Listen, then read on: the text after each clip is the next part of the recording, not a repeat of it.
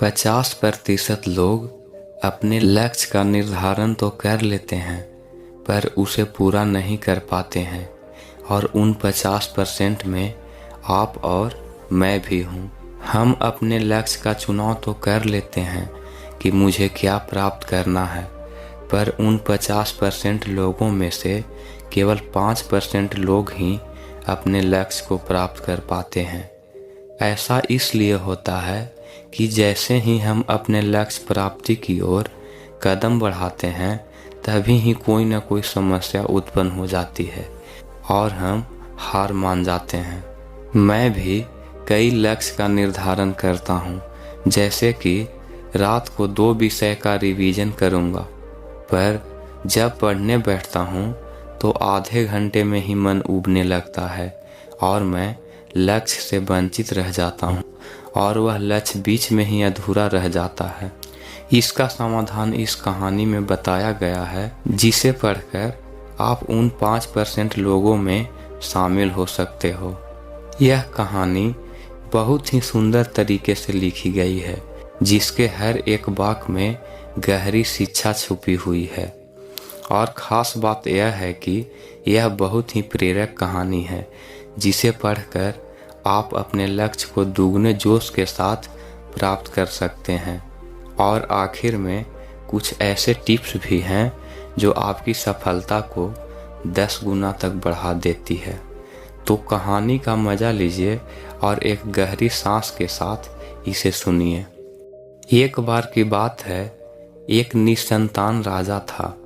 समय के साथ वह बूढ़ा हो चुका था और उसे राज के लिए एक योग्य उत्तराधिकारी की चिंता सताने लगी थी।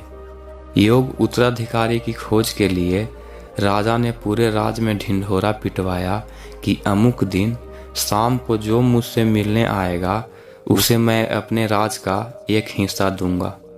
राजा के इस निर्णय से राज के प्रधानमंत्री ने रोष जताते हुए राजा से कहा, महाराज, आपसे मिलने तो बहुत से लोग आएंगे और यदि सभी को उनका भाग देंगे तो राज के टुकड़े टुकड़े हो जाएंगे। ऐसा अव्यावहारिक काम न करें। राजा ने प्रधानमंत्री को आश्वस्त करते हुए कहा, प्रधानमंत्री जी, आप चिंता न करें, देखते रहें क्या होता है। निश्चित दिन जब सबको मिलना था, राजमहल के बगीचे में राजा ने एक विशाल मेले का आयोजन किया। मेले में नाच गाने और शराब की महफिल जमी थी। खाने के लिए अनेक स्वादिष्ट पदार्थ थे।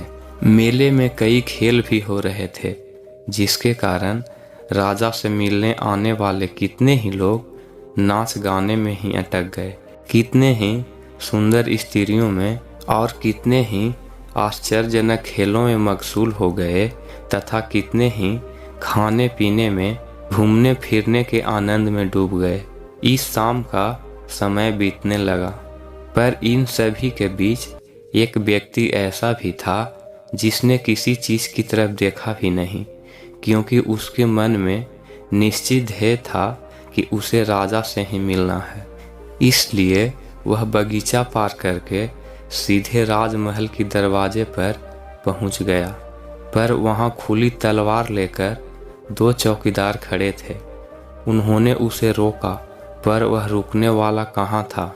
उनके रोकने को अनदेखा करके और चौकीदारों को धक्का मारकर वह दौड़कर राजमहल में चला गया, क्योंकि वह निश्चित समय पर राजा से मिलना चाहता था। अब जैसे ही वह अंदर पहुंचा, राजा उसे सामने ही मिल गए और राजा ने कहा, मेरे राज्य में कोई व्यक्ति तो ऐसा मिला जो किसी प्रलोभन में बिना फंसे अपने ध्येय तक पहुंच सका। तुम्हें मैं आधा नहीं, पूरा राजपाट दूंगा। तुम ही मेरे उत्तराधिकारी बनोगे। वह व्यक्ति खुश हुआ कि वह जिस लक्ष्य से आया था उसका फल मिल गया। वह बिना किसी रुकावट के चक्कर में आए अपने लक्ष्य को प्राप्त करने में सफल रहा। दोस्तों, उस व्यक्ति का दृढ़ संकल्प ही उसे उसके लक्ष्य पर स्थिरता बनाई रखी। यह शब्द दृढ़ संकल्प की गहराई को समझने वाला व्यक्ति अपनी मनचाही लक्ष्य को प्राप्त करने की क्षमता रखता है और प्राप्त भी कर लेता है, ठीक उस व्यक्ति की तरह। जिंदगी खेलती भी उसी के साथ है जो खिलाड़ी बेहतरीन होता है। दर्द सबकी एक से हैं, मगर हौसले सबके अलग अलग हैं। कोई हताश होकर बिखर जाता है तो कोई संघर्ष करके निखर जाता है। दोस्तों, अगर कहानी अच्छी लगी हो तो कमेंट बॉक्स में ज़रूर बताना और चैनल को सब्सक्राइब ज़रूर कर देना। तो मिलते हैं अगले वीडियो में, तब तक के लिए अपना ख्याल रखें। धन्यवाद।